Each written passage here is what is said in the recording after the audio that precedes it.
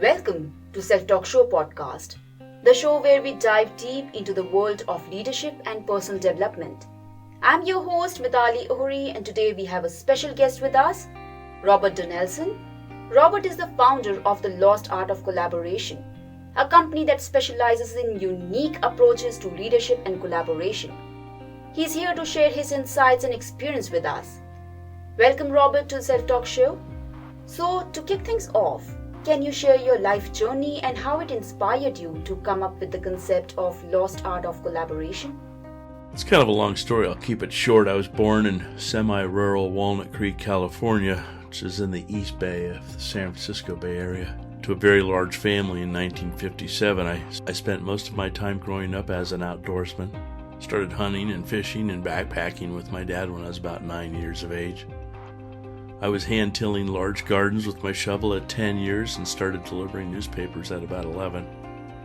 I was a pretty serious kid, but I was taken to daydreaming about Arctic explorers like Shackleton or any other high adventure in nature that my dad had already exposed me to whenever I found the adults around me boring me with something else they thought that it was important to tell me. For lots of different reasons, many of the adults in my life, other than my mom and dad, my brother, and an adult cousin of mine, didn't really impress me very much. I learned early on that most adults just simply didn't make sense to me, and with some of them, I felt they were very dangerous, so they and their advice were something to be avoided at all costs. By the time I was 13, I was a full-fledged hunter, fisherman, and outdoorsman, and we were going into nature sometimes upwards of 18 to 20 trips a year.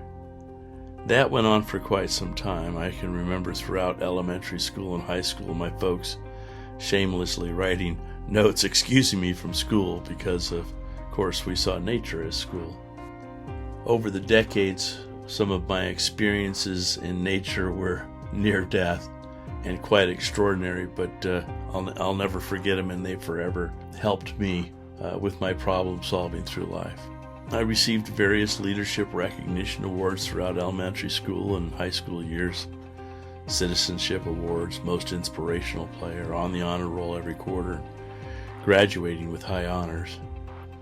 My formative years were throughout the 60s and 70s, which helped to expand my curiosity of the human condition, and some of those lessons led to some depression, so with good comes the not so good. After some college, I went directly into industry. Many of these jobs were inherently dangerous, and co-workers were maimed and some died. Working my way up through the various types of industries included a regular advancement from journeyman, working foreman, first-line supervisor, middle manager, and ultimately senior management positions. I discovered something later in life that actually occurred at a young age, and that was that I had become an excellent problem solver. I had gained a highly effective working knowledge of human collaborative systems when I was faced with an extraordinary situation in 1985, and I'll talk more about that in a bit, along with hydraulics, chemistry, biology, microbiology, and electrical systems. I was able to learn from nature at a very young age that many of my problem-solving techniques that I learned in nature, I was able to actually bring into the workplace. My outdoor stories, as I noted previously, are populated with several near-death experiences that I think also positively impacted my perspective on life, on people, our neighborhoods, our communities, and our workplaces. In 1985, I came to work for an agency that had just recovered from a labor strike. Bad blood was flowing down every hallway, in every room. I showed up as the new guy, a new shift supervisor, just at the right moment, or I might say just at the wrong moment. Things were pretty bad. Drug and alcohol use on company time, about 3 or 4 different cliques that didn't get along with each other, with everybody else just trying to keep their head down. People were stealing from personal lockers and lunches, cars were getting keyed, nails were going up against car tires in the company parking lot. And it didn't take too long before my car was getting keyed and I got my first flat tire. It was the Wild West, and I almost left, but then I guess the more stubborn part of me decided to see if I could stay and make a difference. There's lots of things that happened over the next 5 years, but the end result was this agency became an industry leader. That's what started my entire career of developing highly collaborative systems. That's quite a background. Robert, you have talked about the lost art of collaboration. What, in your view, are the fundamentals of collaboration?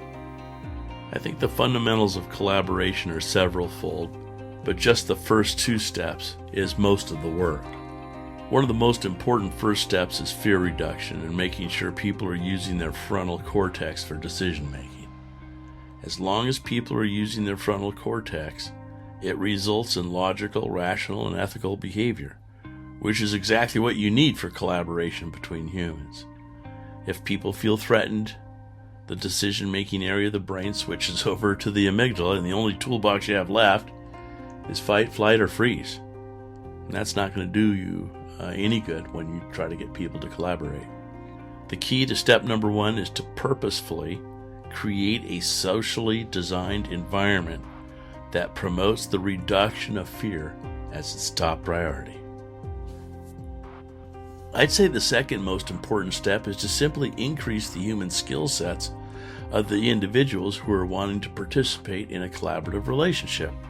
So in other words, the skill sets include how to solve problems, how to manage your productivity, how to become an expert, how to build effective interpersonal relationships, how to focus on a mission to define success, or how to use continuous improvement to innovate in order to improve your circumstances.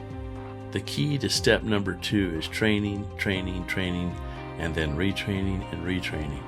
In other words, with step number 2, a lot of times the reason people don't collaborate is because they don't know how. So you got to teach them. With step number 1, you have to set up the human brains in the group with excellent decision making. And with step number 2, you're simply giving them the skill sets that they can use with their newly acquired excellent decision-making processes. So once again, fear reduction number 1, skill building number 2. The results are extraordinary. If a group is not experiencing these extraordinary collaborative results, the problem is generally found within not adequately applying either one of those first 2 steps. Those were some solid fundamentals of collaboration. Your book, Collaborative Power Grab, is quite intriguing.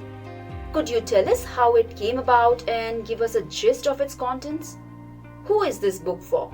And what are the 15-step toolbox that's included in this book? Collaborative Power Grab essentially records all the human success behaviors that I've learned over the last 40 years. Some leaders might be demonstrating some of these behaviors, but often there's a long list of behaviors leaders are not using that they need to start using, and a long list of behaviors they are using that they need to stop. There's a total of 15 steps, and each step has a handful of starting now actions that allows the student to blow past theory and go directly to what works. Let me talk a little bit more about that. Much of the leadership training industry talks in terms of pontifications, or Venn diagrams, or complex organizational formulas that don't translate into effective in-the-field leadership behaviors after the training session awards the student with a certificate of completion.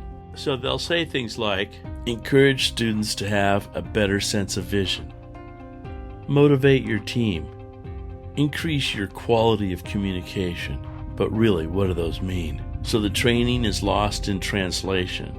And when the leader goes back to work, they just keep using stuff that they used in the past. The starting now actions that I provide are specific, practical behaviors that when used in the workplace immediately after they've been learned will over time produce the predictable outcomes of higher levels of collaboration, higher levels of mission-centered success, and higher levels of job satisfaction for everybody involved. Essentially, this is the enhanced environment of which many studies have been performed, which have determined that the use of these types of techniques become and create very highly successful organizations who are also then able to attract and keep the best talent. There are 5 steps that train every leader how to master the relationship with their supervisor by using some very basic but extraordinary behaviors that fully supports the leader stack above you.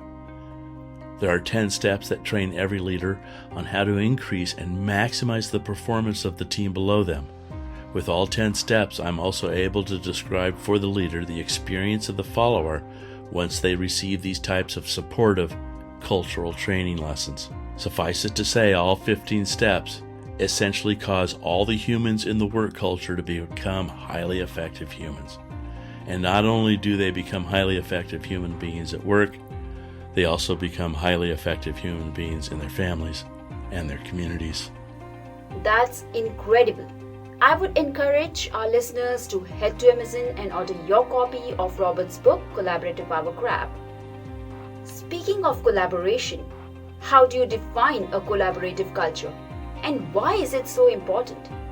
A collaborative culture is an intentionally designed social experience that achieves two primary objectives at the same time. It creates a group who can achieve mission success based on the operating rules of the human brain. When mission success is achieved by using the operating rules of the human brain, normally the group is successful, but it's also able to do so based on the foundational needs for increasing job satisfaction of the individuals who are members of that culture. When done correctly, extraordinary things start to happen. People are able to identify a sense of meaning in their work. They're able to experience extraordinary and very satisfying relationships with other members of the culture. And in combination, people start to see themselves as becoming part of something larger than themselves, which is a primal need for every human in every group. Deep down, the Homo sapien is completely aware that success is based on social interaction and not the rugged individual as perhaps some cultural memes will promote incorrectly. Deep down, your brain knows that it's safety in numbers, and not only is it safety in numbers, it's success in numbers. There are many studies that confirm this to be so, and they're beyond the scope of this interview. But suffice it to say, helping humans to successfully collaborate is no longer a mystery, and we have many, many examples in the world right now that nonetheless need this significant training. There are highly successful groups in the world, but on balance, there are millions of groups across the planet still using draconian, outdated, and ineffective methods of leadership and collaboration. The need is significant, so there's no better time to start improving the human condition in groups than right now. I completely agree. Collaboration is a buzzword in workplaces today. How do you define collaboration in a professional setting? And how can organizations foster a collaborative workplace culture? Can you share any success stories or instances where organizations benefited from this approach? Collaboration in the workplace is defined by the quality of the relationships between the members of the work group in such a way that mission accomplishment occurs simultaneously with general increases in job satisfaction for the members of the group. The benefits of collaboration typically result in a more successful group. Regardless of what the mission statement says, it is more easily achieved and more reliably achieved when the human relationships within the group are collaborative. The benefit for group members is not only do they have a more satisfying experience as they're earning their salaries and wages, they increase skill sets that benefit their personal life well beyond the work group. This increase in human skill sets benefits them, their family, and their community. The example I can give is when I experienced this horribly dysfunctional group back in 1985, and by using these approaches, using these starting now actions, resulted in this group becoming an industry leader in about 5 years' time. Jim Heskett and John Cotter back in the 1990s, in their book Corporate Culture, gave us the results of how they followed a large group of companies over an 11-year period and classified them as either enhanced or non-enhanced environments.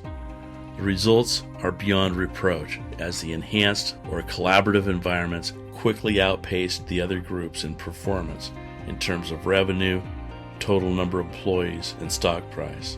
The benefits of a highly collaborative group have been confirmed for quite some time. It's not a pipe dream, it's already a reality. Right. Let's talk about the lost art of collaboration. Could you share more about your company and the training programs it offers? What unique approaches have you applied in your company? Also, would you like to enlighten us regarding collaborative group behaviors? The lost art of collaboration is a small, dedicated group of individuals who know how to train other work groups to get the same collaborative, beneficial outcomes of mission success supported by job satisfaction.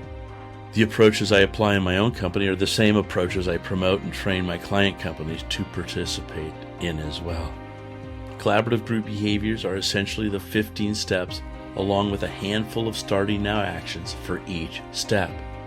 Collaborative group behaviors fall into 8 basic categories: mission, culture, effective interpersonal relationships, high-quality communication, technical competency, productivity, problem-solving, and continuous improvement. Essentially, each one of the 15 steps borrows from one or more of these categories of behaviors, from which the starting now actions that are the most appropriate for each step is identified. Could you share some of the do's and don'ts to advance any organization to high levels of collaboration and competence? My answer is there are many, but let me give you some low-hanging fruit. Immediately stop intimidation and anger-driven work environments by removing bullies and removing demonstrations of explosive anger. This is especially important if you're finding these types of behaviors from anybody in a leadership position. Immediately start a training program that identifies each person's weakest skill set as the next training lesson they are then provided. And then the next weakest skill set, working your way up from everybody's weakest skill set from the bottom up. Immediately start a training program that trains each person to expert levels, no longer being satisfied by merely bringing people to levels of competent. Immediately train everyone in your group to be a problem-solving expert. Immediately start to regularly recognize every group member when there are situations where they're demonstrating good work behaviors. Expression of appreciation should take the form of a personal thank you, and then be followed up with an email recording the good behavior and appreciation to the supervisor's supervisor. Recognition should be focusing on at least one observation every 2 to 3 months with every direct report. Immediately announce that collaboratively getting along with your fellow coworker and or satisfying the needs of group members outside your department is now as important as your technical skills. Immediately communicate to your group members that if they have any issues, problems, questions, they should seek the advice of their supervisor. All of these need to be placed in the performance expectations of the performance evaluation system of the company that employs these behaviors. You'll notice in all cases they say immediately, and I pretty much mean that. That's truly enlightening. Do the approaches and methods used in your training programs only apply to people with leadership roles? Can senior level managers or entrepreneurs also employ these strategies to foster collaboration within their teams? Every human that walks the face of the earth, in some way, shape, or form, can benefit from the starting now actions found within these 15 steps, because they are intentionally designed according to the operating rules of the human brain and have been field tested to consciously and intentionally design a collaborative human experience within a group of humans. It doesn't matter where you go, it doesn't matter who you talk to. The starting now actions applied over time are universally effective at producing the outcomes promised by essentially increasing the human skill sets of each group member. Right. As a thought leader and change management expert, what advice do you offer to management leaders who struggle to deal with changes either in their organization or in their team? The most effective ways to get your group on board with the process of change is rather straightforward. But before I start, what's important for every leader to understand is that to most people, change means a threat to their social standing in the group. In other words, and this has been proven, regardless of why they don't like the change, the true issue is people are afraid that they will lose social standing in the group with the advent of the new change. And regardless of what other excuse they might give why they're against the change, this is the true and subliminal basis for their objection. So here's the solution. Go out and ask your direct reports for their good ideas on how they can enhance the work environment, how they can increase productivity, and any ideas that they have that'll save time and money and make this place a better place to be in and to work in. If they're like every other single group I've ever seen, they're filled with great ideas on how to improve the workplace and how to improve productivity, how to save time and money. And start using their ideas. And when you do that, everything changes. From their perspective, I'm now an employee, a group member in a group that's using my ideas for change, which means now I'm a full participant in how this group is changing, a full participant in how this group is improving, right? Now I'm part owner. Now I'm part of something larger than myself. See what's happening here? So true. What's your life mission, Robert? Gosh, that's a big question. I think the best answer I can give to that is to leave my family, my community, and the human condition better than I found it.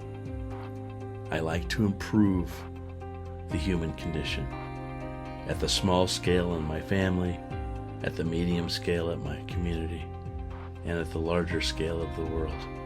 If I think I have an idea that's going to improve that condition, I want to put it out there and make it work. That's beautiful. Do you have any final messages or advice for our listeners? I have many, actually, and I'll just throw out a few. I hope they make sense. Never believe that you're unable to create change or to improve the condition of your group, however you define them. Whether that be your family, your community, the world, or maybe all three. Often we succumb to the goldfish syndrome, not able to recognize we're surrounded by water. The human is surrounded by information that can be categorically destructive while appearing to be helpful. In these cases, humans will be found working against their own best interest, taking everybody else down with them. However, nonetheless, somewhere in there includes the information that you can use to improve the condition of your group. So I'd say stay with the basics for everyone in your group. They need some control, they need some inclusion, and they need some openness. Remember that dignity and respect are food for the heart, and without it, it starves. Love is only transformative if it stands on the shoulders of compassion and redemption, and things like a serious dedication to simply moving forward, even if it's one step at a time, to improve the human condition. I think there's no such thing as failure as long as you don't quit and as long as you don't die. So if you're not quitting and you're not dying, you're not failing. The only way we learn to succeed is finding out what doesn't work. And I guess lastly, I would just say decide what you want people saying about you as they walk past your urn of ashes, and then go out every day and start earning those words right now. Those were some really wonderful messages. Robert, you have mentioned the human condition more than once, and of course we are talking about collaborative groups and human collaboration in groups. If someone were to ask you to explain what is happening in our modern world today and how it impacts the ability for humans to collaborate in groups and to meet day-to-day issues, can you tell us what you think is the best path forward? Sure, let's talk about today's frame. I would explain that it is a fact that most people, most of the time, have not received the training that they need to be an effective human being. And if there's any doubt about that, just turn on the nightly news. I would explain that what humans are taught before they show up in the workplace as young adults is much less important than what they haven't been taught. The fact is the world is horribly undertrained, and nobody genuinely realizes that. Instead, normalized mediocre performance infects the group consciousness, systematically lowering the bar of achievement to redefine success, all the while now not needing any additional improvement in performance to claim that very same success. I would explain that even though the news feed is filled with maliciousness, the downfall of humans will instead be by its inability to collaborate and solve problems, which relentlessly, time and time again, demonstrates to us that the largest true challenge humanity has is human incompetence. not maliciousness. Now, there's a lot more going on than just that, but you asked me about human collaboration in groups. There's a whole other discussion about the scope of this work as it relates to the human condition. We can talk about that some other time. So let's talk about history. Well, I would explain that humans don't know a lot of stuff when they first show up in the world. Unlike a rabbit whose next season's nest building instructions are sitting hardwired into their brain, or the newborn wildebeest who starts walking within minutes upon arrival, humans need to be fed and clothed and nurtured and trained for many years, and everything they need to know in order to succeed as their future self. Essentially, the human first arrives completely helpless and remains that way for years. This should be a clue. I would explain that a person's ability to get along with their fellow human being is highly dependent on the environment that they experience, even though we are all genetically predisposed to collaborate based on the social training received throughout the nearly 3,000 generations of our Paleolithic era. Again, that we are predisposed to collaborate is beyond the scope of our conversation today, and I could talk more about that some other time. However, there's no doubt in my mind that what was laid down as the base for our willingness to collaborate today is what we learned collectively over the centuries. And I'm not the only person saying that. It wasn't just safety in numbers, it was also success in numbers. And I think it's clear that the safety in numbers and the success in numbers is what draws people towards joining groups. I think it's pretty clear that joining groups is a social survival tool. And it's what draws people towards the primal desire to be part of something larger than themselves. And when you look at it this way, a lot of things start to make sense. I would explain that we now know, with the primal training humans experienced through coevolutionary gene expression, yeah, that's what it's called, that the collaborative human is desperately wanting to show itself. This is constantly reconfirmed when we see examples where the psychologically safe and supportive social culture is created, and alas, the collaborative human will indeed always rush to show themselves the moment it's safe to do so. Yes, I said always, and yes, I said safe. So once it's very safe, the collaborative human reliably shows up. In other words, we have the tools and we have the talent, and the only thing lacking is the right circumstantial environment to bring those two powerhouses together. Okay, so let's talk toolboxes. I would explain that because of the skills humans haven't been taught, it places them in situations where they feel fearful of humiliation, disempowered because they don't know how to exert control in the typical daily situations they find themselves in, and quite frankly, are unable to collaborate because they're unable to develop the highly effective relationships necessary for their advancement. Okay, so what this means is they're missing a skill set, and when humans are missing a skill set, I propose that we hand them the skill set, we teach them how to do these things, teach them how to collaborate, and that's when things start to change. So let's go back to fear. I would explain that we now know that fearfulness that is generated from our inability to develop collaborative environments has our human brain steeped in a fearful amygdala T with a limited toolbox of fight, flight, or freeze as our only options. Now back to the primal lessons where we acquired the skills to collaborate when in a psychologically safe environment to do so. According to science and my own personal observations, and perhaps yours as well, when in the absence of fear, the frontal cortex with the expansive toolbox of logical, rational, and ethical thinking which precedes logical, rational, and ethical behaviors is in charge, and therefore, and so on, making our world a better place, one person at a time.